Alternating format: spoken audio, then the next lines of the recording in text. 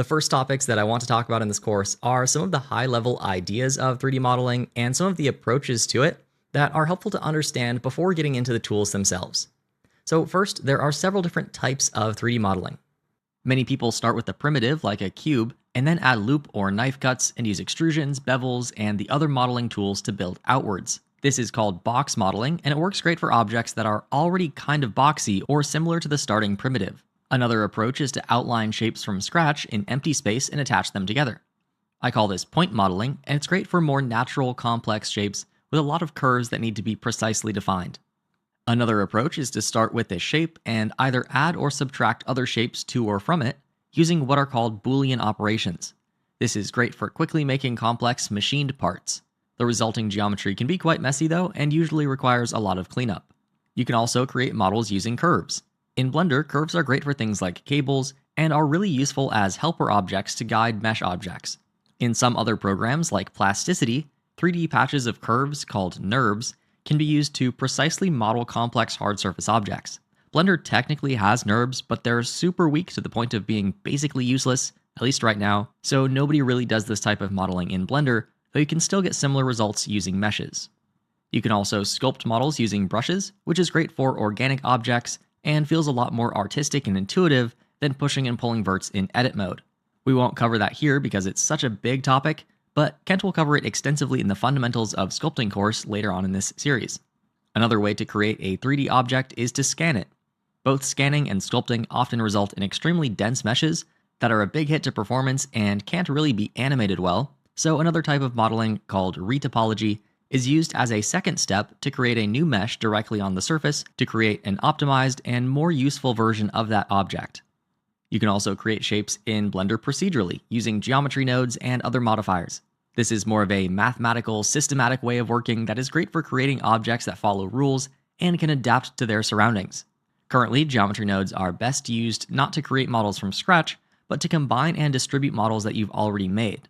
I made a whole course on this called Assemble if you're curious, but it's more of an advanced topic, so I'd recommend finishing all the Fundamentals series first at least.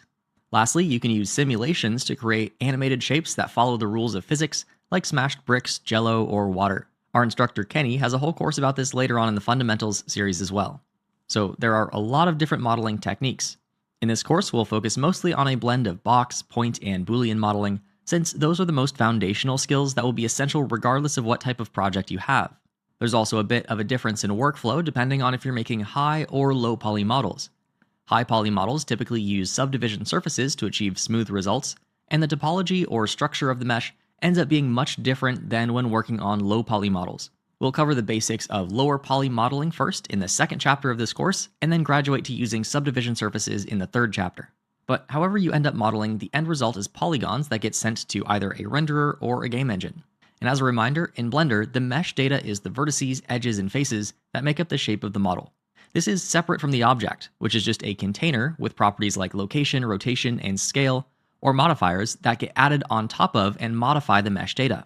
So the mesh is what we're manipulating in edit mode and what defines the shape, whereas the object is what we're manipulating in object mode. I'll link to the Blender Basics lesson on the topic below if you're watching this on CG Cookie, if you want a refresher on that relationship between the two.